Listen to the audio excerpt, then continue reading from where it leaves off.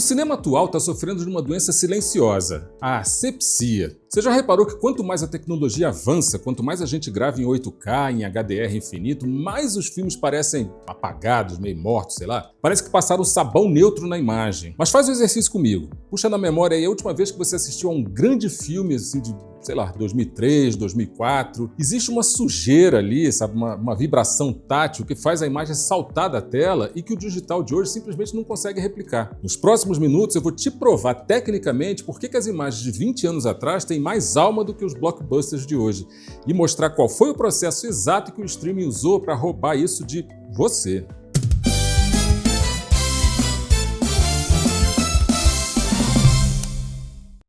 Fala, galera do bem, é isso! Os anos 2000 com certeza foram assim, o canto do cisne da película 35mm. A gente estava assim no ápice da engenharia química cinematográfica, segundos antes da revolução digital passar por cima de tudo e de todo mundo que nem um trator de pixels. E o que fazia aquela imagem ser mais viva era, ironicamente, a própria imperfeição orgânica.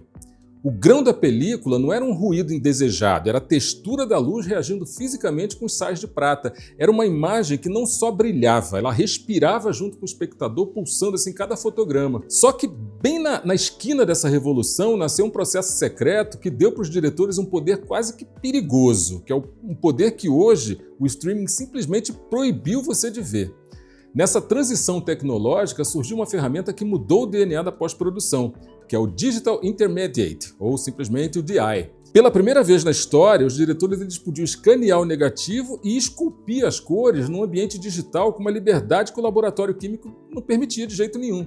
E como era um território virgem, ninguém tinha medo de ser excessivo. Vou te fazer uma provocação. Pensa naquele verde doentio, meio claustrofóbico ali, quase digital do Matrix, que na verdade foi um dos pioneiros no uso desse processo químico aí pesado para chegar naquela cor ali. Ou então naquele amarelo quente pra caramba, saturado de Kill Bill, né? Onde o Tarantino e o Robert Richards usaram a luz para homenagear o Technicolor de uma forma assim hiperbólica ao extremo. Hoje a gente vive debaixo da ditadura do look naturalista que as plataformas de streaming jogam em cima da gente, aquela palheta lavada, segura, né? Feita para não incomodar o olho nas telas de celular e tal. Só que nos anos 2000 o cinema queria te dar um soco visual mesmo, o contraste era agressivo, os pretos eram densos, eram impenetráveis, aquelas luzes altas estouravam na pele dos atores de um jeito que trazia uma certa tridimensionalidade que o digital plano de hoje ele raramente alcança. A imagem daquela época ela tinha camadas, entendeu? Tinha profundidade de campo assim real, ela não era cenário chapado, né? Esse que o sensor eletrônico entrega mastigado pra gente.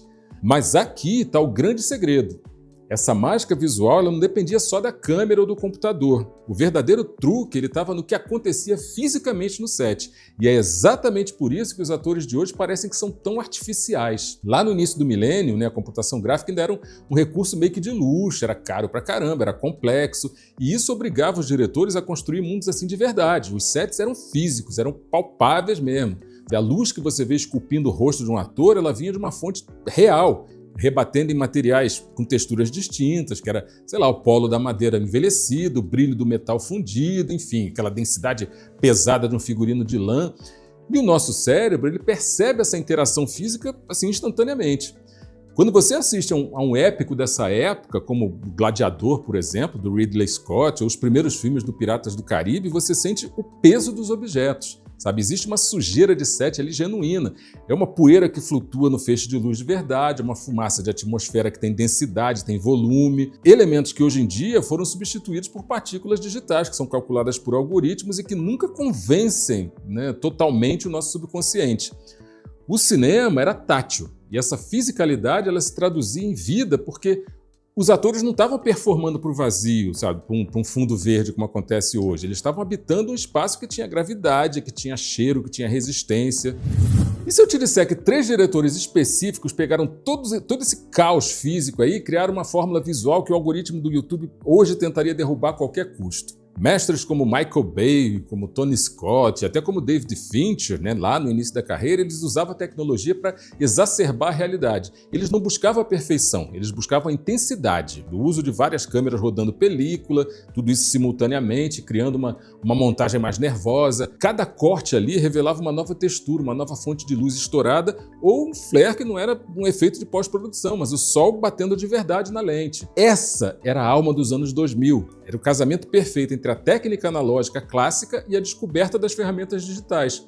E o resultado era uma imagem quente, sabe? Mesmo quando era uma paleta mais fria, assim. Era uma estética que se preocupava menos em ser limpa para o YouTube, sabe? E mais em ser imersiva para a tela grande. Eu sinto falta disso, sabe? Porque, no fundo, nesse processo de transição aí total para o digital, a gente ganhou praticidade, isso é inegável, mas perdeu a alma da imagem. Aquele grão, sabe? Apesar de ser muito pequeno, era o que carregava e segurava toda a carga dramática daquela cena. No fim das contas, eu vou dizer para você, a gente sente falta dessa vitalidade porque o cinema moderno se viciou no controle absoluto. A gente limpa o ruído, estabiliza eletronicamente o tremor da mão, padroniza as cores para a média aritmética do gosto global, né, e das compressões de vídeo também, a gente não pode esquecer disso, mas nesse processo de limpeza, né, de asepsia, a gente acaba podando a alma da imagem. Os filmes dos anos 2000, eles parecem mais vivos simplesmente porque eram o resultado de um embate épico assim, entre a intenção humana e a imprevisibilidade da química. Talvez o nosso papel hoje, né, como cineastas e como apaixonados pelo cinema, seja resgatar a coragem de deixar a imagem suja e imperfeita de novo. Se você concorda com isso, né, quer ver mais análises profundas por aqui, já deixa o teu like aí, se inscreve no canal para não perder o próximo set. E agora eu quero saber de você o seguinte, qual é aquele filme dos anos 2000 que num frame só te faz sentir o clima do set? É aquele brilho fantástico de Amélie Poulain, por exemplo, a crueza documental de Cidade de Deus, a estilização de 300, ou eu deixei algum clássico aí de fora? Deixa o teu veredito aqui embaixo nos comentários. Se o cinema está perdendo a textura, a gente não pode perder o critério de enxergar a alma por trás da imagem. E a gente se vê no próximo set.